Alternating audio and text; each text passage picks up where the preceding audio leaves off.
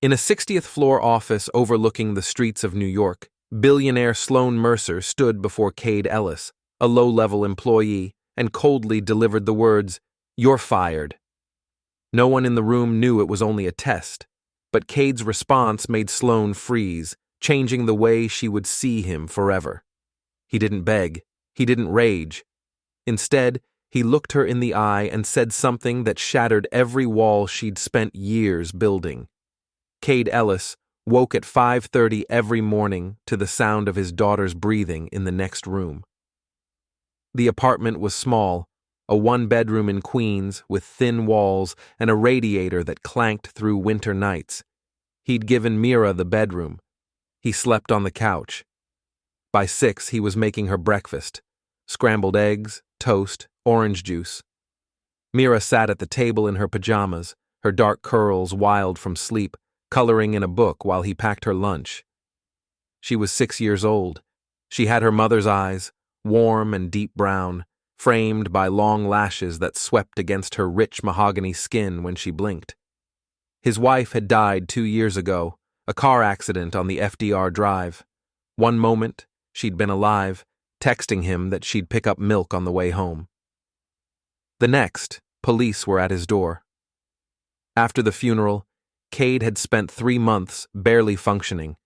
He'd missed work, ignored bills, let the apartment fall apart. It was Mira who'd pulled him back. One night, she'd crawled into his lap and asked if he was going to leave her too. He'd held her and promised he wouldn't. He'd kept that promise. Now, he worked at Mercer Hotels and Dining, a high-end restaurant in Midtown Manhattan. He was a server and occasional bartender. The pay wasn't much, but it covered rent and Mira's school tuition. Barely. He picked up extra shifts when he could, sometimes working doubles just to stay ahead. On nights he worked late. A neighbor watched Mira. On mornings he worked early. He dropped her at school before dawn and paid the counselor to let her wait in the library. He never complained. Complaining didn't change anything. By 7:15, they were on the subway.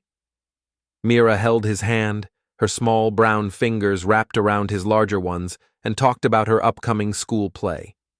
She was going to be a tree. Cade listened and smiled, even though exhaustion pressed behind his eyes like a weight. He hadn't slept well in 2 years. At 8, he dropped her at school, kissed her forehead, and took the train back to Midtown. He arrived at the restaurant by 9, changed into his uniform, and started prep. The restaurant didn't open until 11, but there was always work to do: polishing silverware, folding napkins, restocking the bar. His co-workers mostly ignored him. A few were friendly, but most saw him as someone temporary, someone who wouldn't last. He didn't mind. He wasn't there to make friends. He was there to provide for his daughter. What none of them knew was that the woman who owned the restaurant, the woman who controlled everything, had been watching him for weeks. Sloane Mercer stood in her office on the 60th floor of Mercer Tower and looked down at the city. From up here, people were ants. Cars were toys. The noise of the streets didn't reach her. She liked it that way. Distance made decisions easier. She was 32 years old, her dark skin flawless against the cream silk of her blouse, her black hair styled in sleek twists pulled back from her angular face. She'd been CEO of Mercer Hotels and Dining for 5 years. Before that, her father, Thomas, had run the company. He'd built it from a single hotel in Boston into a chain of luxury properties across the East Coast. When he retired, he'd handed her the reins with one condition: prove she was strong enough to hold them. Thomas Mercer believed in tests. When Sloane was 16, he'd cut off her credit cards without warning and told her to survive on her own for a month. No help, no safety net. She'd worked 3 jobs, slept in a hostel, eaten ramen for weeks. When the month ended, he'd taken her to dinner and told her she'd passed. That was the closest he'd ever come to saying he was proud. She'd learned from him that sentiment was weakness. Trust was a liability.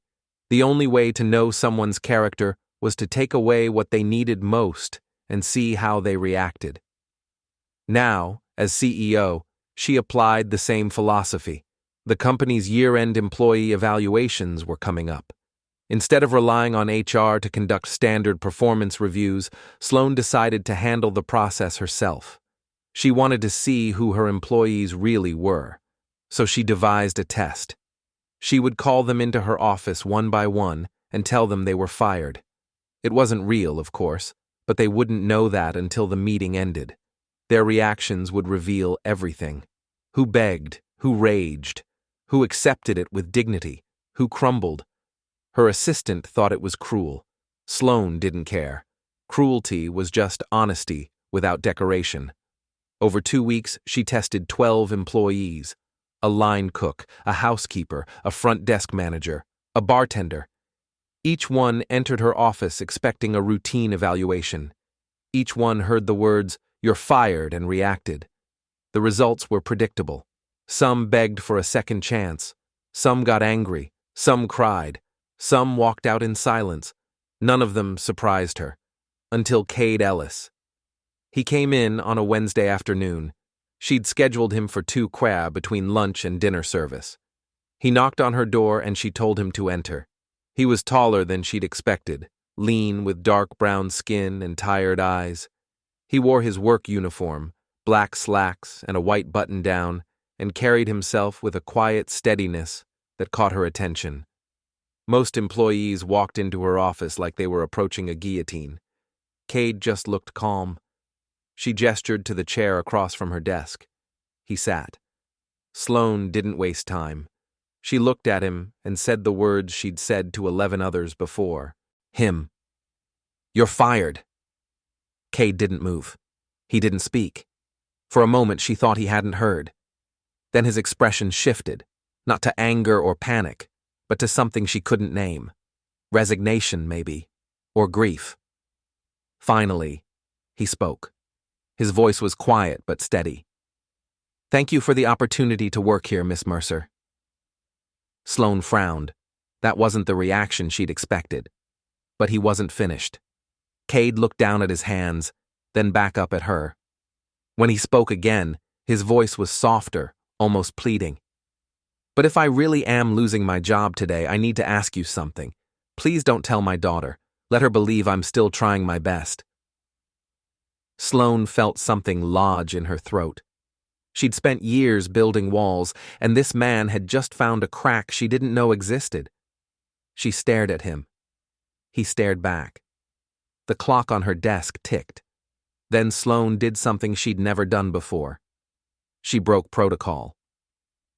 "It was a test, Mr. Ellis. You're not actually fired." Cade blinked. His face went blank with confusion. Sloane leaned back in her chair, studying him. "I wanted to see how people react under pressure. Most beg, some rage. You thought only of your daughter." Cade's jaw tightened. He looked at her, and there was something in his eyes she couldn't read. Not relief, not gratitude, something harder. "That's cruel," he said quietly. Sloane raised an eyebrow. "It's effective." Cade stood. He didn't wait for her to dismiss him. He just nodded once and walked to the door. Before he left, he turned back. His voice was level, but there was an edge to it. "I hope you found what you were looking for, Miss Mercer." The door closed. Sloane sat in the silence. She'd expected him to be grateful when she revealed the truth. She'd expected relief. Instead, he'd looked at her like she was something cold and broken. It was the most dignity she'd ever seen in another human being. That night, Sloane stayed late in her office. She pulled Cade's employee file and read it cover to cover. 2 years at the company, never missed a shift except when his daughter was sick.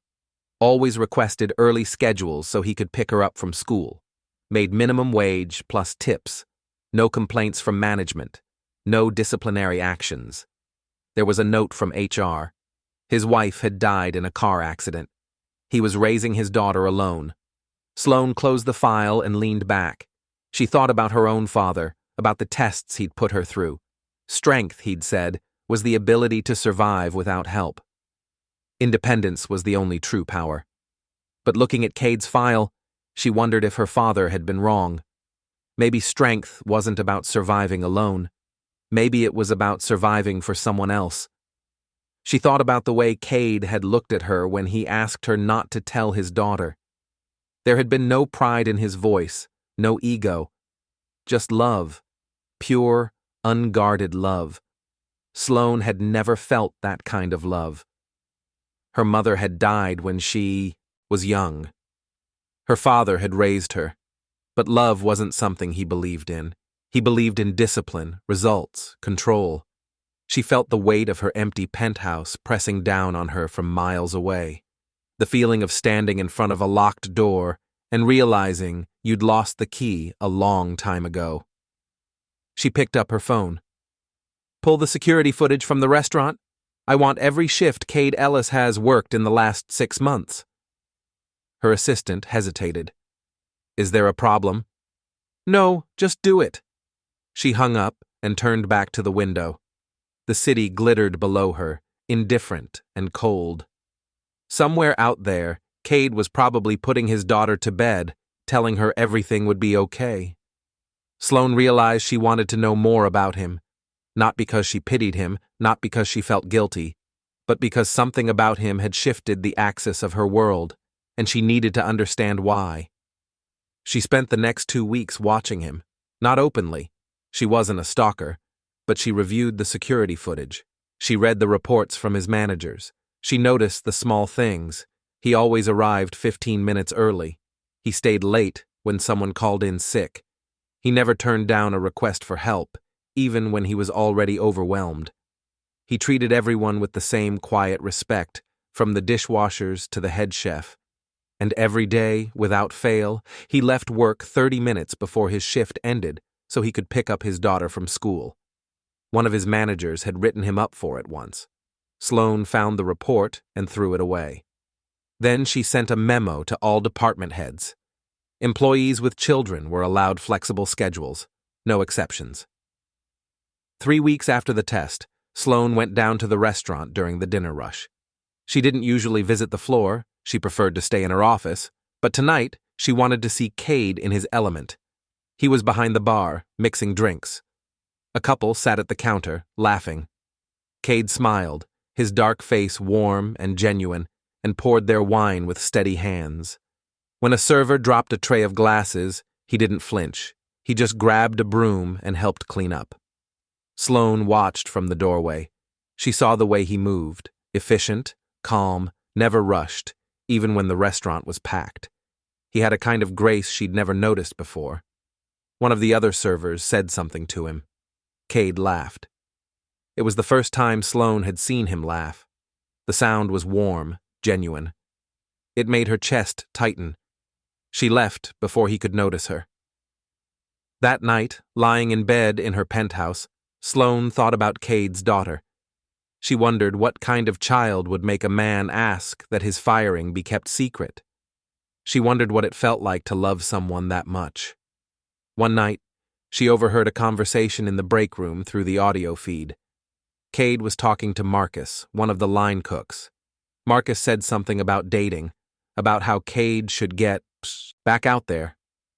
Cade's voice came through the speaker, low and tired. "People ask me why I don't remarry. I tell them I haven't met anyone who deserves to be called Mira's mom, and I'm not ready for someone to replace my wife."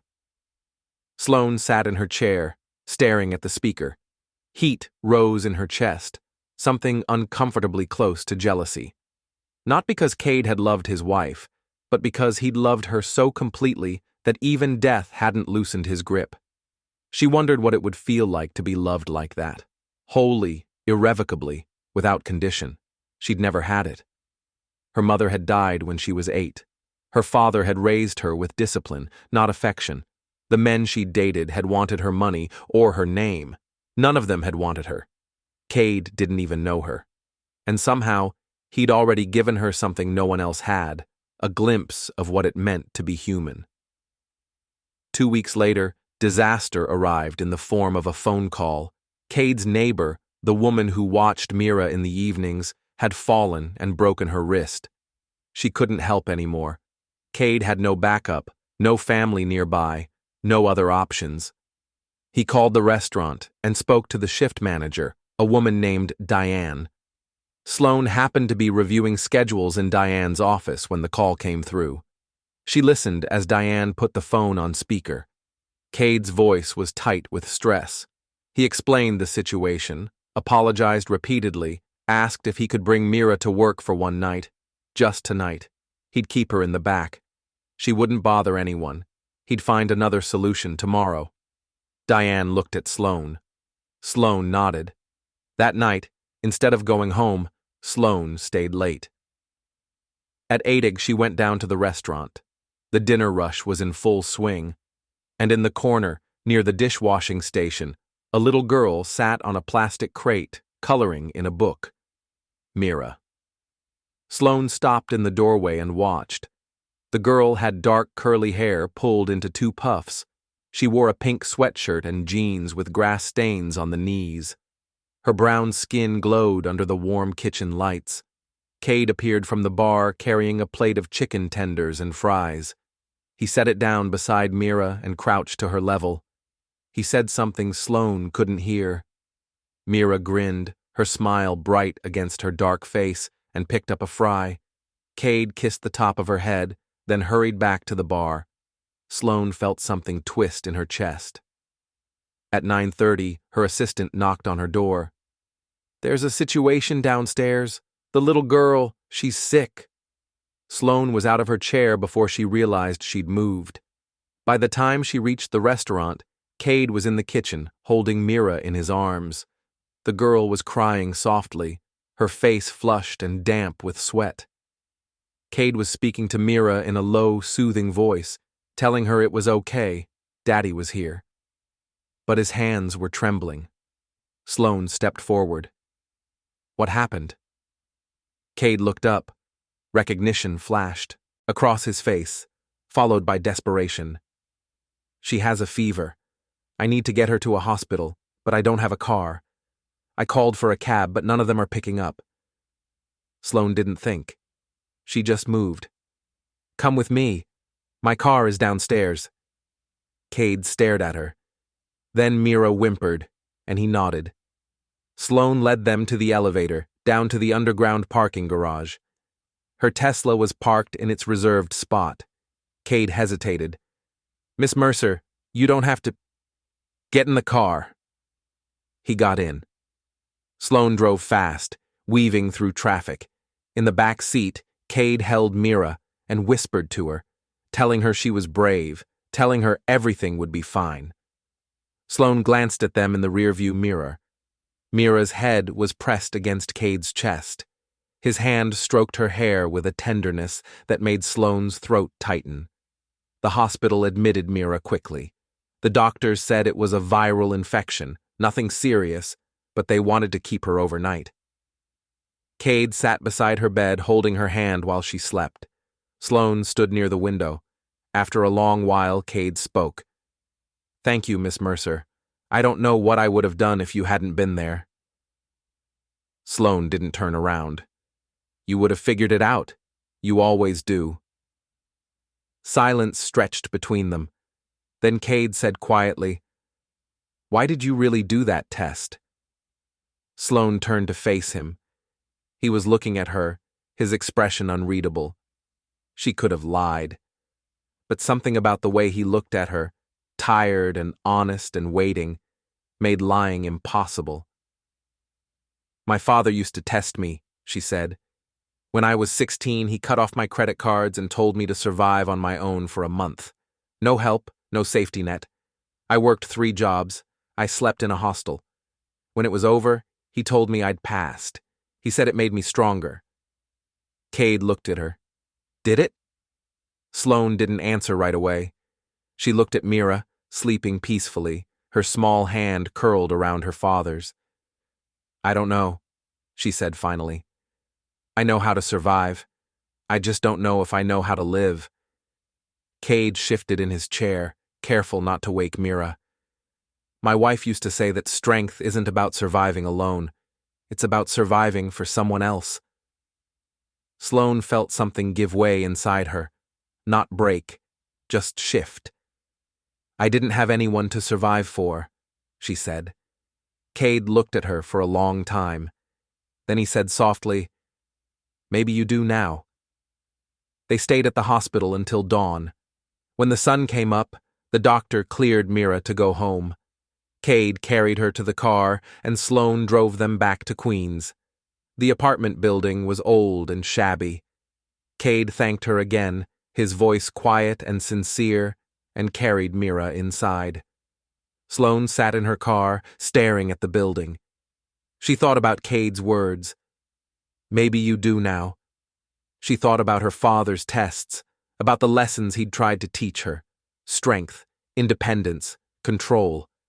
But sitting here, alone outside a crumbling building, she realized her father had taught her how to survive. He just hadn't taught her how to live. She drove back to Manhattan. The penthouse was silent and pristine, every surface polished, every corner empty. She stood in the middle of the living room and felt the weight of it press down on her. For the first time in years, Sloane Mercer felt lonely. 3 days later, the photo appeared. It was on a gossip website, grainy and poorly lit, but unmistakable. Sloane Mercer, CEO of Mercer Hotels and Dining, carrying a child into a hospital. A man stood behind her, his face partially obscured but visible enough. The headline read, "Billionaire Sloane Mercer's secret child, mystery man spotted in late-night hospital visit." By noon, it had spread to every major outlet. Speculation exploded. Who was the child? Who was the man? Sloane issued a statement. "I helped a family in need. There is no secret child." The statement did nothing. People didn't want the truth. They wanted drama. The board of directors called an emergency meeting. Sloane sat at the head of the conference table, surrounded by executives in expensive suits. The CFO, a man named Lawson, spoke first. "This scandal is affecting our stock price. We need to contain it immediately." Another board member, a woman named Delaney, leaned forward. "We've identified the man in the photo, Kade Ellis. He's an employee, a server." Lawson's expression hardened. "Then the solution is simple. Terminate him. Distance yourself from the situation." Sloane looked at him. Her voice was ice. "No." Lawson frowned. "Sloane, this isn't personal. It's business." "I said no." Delaney spoke up. "If you don't handle this, the board will. We have the authority." Sloane stood. The room went silent.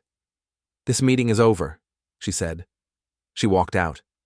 The next morning, the board sent her an ultimatum: fire Kade Ellis or step down as CEO. Sloane sat in her office and thought about her father's tests. She thought about Cade's words at the hospital. She thought about the way Mira had looked at her, trusting and small. Then she made her decision. She called Cade and asked him to come to her office. He arrived an hour later. He looked tired, his face drawn and pale.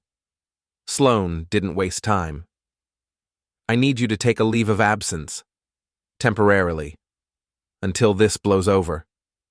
Cade stared at her. His voice was quiet. "So you're letting them win?" "It's not—" "Yes, it is." Cade stood. His voice remained steady, but there was steel underneath. "You tested me to see who I was. Now I know who you are." Sloane felt something inside her shatter. She wanted to tell him she was trying to protect him, but the words stuck in her throat. Cade looked at her, and there was no anger in his expression, just disappointment, which was somehow worse. "I thought you were different," he said. "I was wrong." He walked to the door. Before he left, he stopped and looked back. "You know what the worst part is? I actually started to believe you cared." The door closed. Sloane sat alone in the silence, staring at the space where he'd been. She'd lost him, and this time there was no test to hide behind. Sloane spent the next 3 days in her office. She didn't go home. She slept on the couch when exhaustion forced her to. The rest of the time, she sat at her desk and stared at nothing. She kept replaying Cade's words. "I thought you were different. I was wrong." He was right. She wasn't different. She was exactly what her father had made her. Cold, calculating, willing to sacrifice anyone to protect herself. On the fourth day, she opened Cade's file again. She read every detail, every shift, every request for time off, every extra hour he'd volunteered. Then she read the part about his wife. Died in a car accident 2 years ago, left behind a husband and a 6-year-old daughter. Sloane closed the file and thought about Mira, the little girl sitting on a crate in the kitchen, coloring quietly while her father worked. The trust in her eyes when Cade told her everything would be okay. Her father had taught her to test people, to take away what they needed and see how they responded. He'd called it strength. But sitting here in an office 60 floors above the world, with no one to call and nothing to hold on to, Sloane realized her father had been wrong. Strength wasn't about surviving alone. It was about having something worth surviving for. Cade had that. He had Mira, and Sloane had taken his job, his dignity, his belief that people could be good. She picked up her phone and looked at the board's ultimatum. For the first time in her life, she understood what she needed to do. The next evening, Sloane left her office just after 6. Ciao. She drove to Queens. It was raining. The wipers scraped across the windshield in a steady rhythm. The streets were slick and dark. She found Cade's building and parked across the street. She sat in the car for 10 minutes, trying to find the courage to move. Finally, she got out. The building's intercom was broken, so she walked through the front door and climbed the stairs to the 3rd floor. The hallway smelled like cooking oil and old carpet. She found apartment 3C and knocked. Footsteps. Then the door opened. Cade stood there in jeans and a gray t-shirt, his dark skin damp like he'd just showered. When he saw her, his expression went flat. "What are you doing here?" Sloane's throat felt tight. "I need to talk to you." Cade didn't move. She thought he'd close the door in her face. Then he stepped aside. She walked into the apartment. It was small and cramped, with a sagging couch and a kitchen table covered in crayons and coloring books. Cade gestured to the couch. Sloane sat. He stayed standing, arms crossed. "Say what you came to say." Sloane looked down at her hands. They were shaking. "I'm sorry," she said. Cade didn't respond. Sloane forced herself to look up at him. His face was hard, guarded. "I was wrong," she said, "about the test, about everything. I thought I was protecting the company. I thought I was being strong, but all I did was hurt you." Cade's jaw tightened. "You didn't just hurt me. You made me feel worthless, like I don't deserve anything good because I'm just some low-level employee who doesn't matter." The words hit her like a physical blow. "You matter," she said. Her voice cracked. "You matter more than anyone I've ever met." Cade stared at her. The apartment was silent, except for the rain drumming against the windows. Sloane took a breath and kept going. She told him about her father, about the tests, about the month she'd spent surviving on her own at 16. She told him about the walls she'd built, the belief that love was weakness and trust was a liability. "But when I saw you with Mira," she said, "I realized I've been living in a prison, and I built it myself." Cade's expression softened slightly. Sloane reached into her bag and pulled out an envelope. She set it on the coffee table. "This is a new contract. You're not just getting your job back, you're being promoted to director of restaurant operations. The salary is 5 times what you were making. You'll have full control over staffing, scheduling, and policy." Cade looked at the envelope but didn't touch it. "I don't want your pity." "It's not pity," Sloane said. "It's what you deserve. You've been doing the work of 3 people for minimum wage. This isn't charity. It's recognition." Cade picked up the envelope and opened it. He scanned the contract, his eyes widening slightly. Then he set it down. "Why now? Why not 3 days ago when I needed you to stand up for me?" Sloane felt tears prick her eyes. "Because I was afraid," she said. I was afraid the board would destroy you. I was afraid if I admitted how much you meant to me, I'd lose everything. But I lost you anyway, and that was worse than anything the board could have done. Cade sat down on the couch, a few feet away from her. I don't know if I can trust you, he said quietly. I know, Sloane said. And I'm not asking you to. Not yet. I'm just asking you to let me try. They sat in silence. The rain kept falling. Then a door creaked open. Mira appeared in the hallway, rubbing her eyes. She was wearing pajamas with cartoon animals on them. Daddy? She said sleepily. Cade stood immediately and went to her. Hey, sweetheart. What are you doing up? Mira blinked at him, then looked past him at Sloane. Her eyes went wide. Miss Sloane! She was suddenly awake. She ran past Cade and threw her arms around Sloane's legs. Sloane froze. She didn't know what to do. She looked at Cade, panicked. Slowly, carefully, Sloane put her arms around the little girl. Mira squeezed tighter. I missed you. Daddy said you were busy with work stuff, but I knew you'd come visit. Sloane felt something give way inside her. Not crack, not break, just open. She held Mira and let herself cry. Not quietly, not carefully. She just cried. Mira pulled back and looked up at her, worried. Why are you sad? Sloane wiped her eyes. I'm not sad, honey. I'm just happy to see you. Mira beamed. Then she looked at her father. Is Daddy still going to work at the restaurant? Cade crouched down beside them. His eyes were red. He looked at Sloane, and she saw something shift in his expression. Not forgiveness, not yet, but something softer. Yeah, baby, he said. Daddy's still going to work there. Mira clapped her hands. Good, 'cause I like Miss Sloane. She's really nice. Cade smiled, just a little.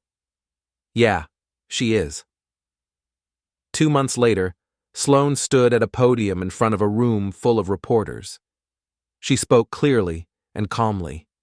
She explained what had happened, the photo, the scandal, the truth. She announced Cade's promotion and made it clear it was based on merit. Then she said something no one expected. I've spent my entire life believing that vulnerability was weakness, that caring about people made you easy to hurt. But I was wrong. The strongest thing I've ever done was admit I made a mistake. And the bravest person I know is a man who asked me not to tell his daughter he'd been fired because he didn't want her to think less of him. She looked directly into the cameras. Kade Ellis taught me what strength really means, and I'm proud to have him on my team. Some of the board members resigned after that. A few shareholders sold their stock, but most people stayed, and the ones who mattered stood by her. 3 months later, on a cool evening in early spring, Sloane stood on the rooftop garden of Mercer Tower. She'd had it built over the last few weeks, a small green space with benches and flowers and a view of the city. Mira was running through the garden, chasing a butterfly. Her laughter echoed off the buildings. Cade stood beside Sloane, his hands in his pockets. She loves it up here. Sloane smiled. Good, that's why I built it. Cade looked at her. You built a rooftop garden for my daughter? I built it for all the employees' kids, but mostly for her. Yeah. Cade shook his head, smiling. You're something else, you know that? Sloane looked at him. They'd been seeing each other outside of work for the last month. Coffee in the mornings, dinner on weekends when Mira stayed with her grandmother. It was slow, careful, but it was real. Thank you, she said. For what? For giving me a second chance, for teaching me what it means to be human. Cade took her hand. His fingers were warm, steady. You were always human, Sloane. You just forgot for a while. Mira ran up to them, holding a flower she'd picked. She handed it to Sloane. This is for you. Sloane took the flower and crouched down. Thank you, sweetheart. Mira threw her arms around Sloane's neck. You're the best. Sloane hugged her back, closing her eyes. She felt like she belonged somewhere. Not in a boardroom, not in a penthouse, but here, with a little girl who believed she was good, and a man who'd shown her what goodness looked like. She stood and looked out at the city. The sun was setting, painting the sky in shades of gold and pink. Cade put his arm around her shoulders. Mira held both their hands. A family. Imperfect, complicated, real. Sloane smiled. For the first time in 32 years, she felt like she was home.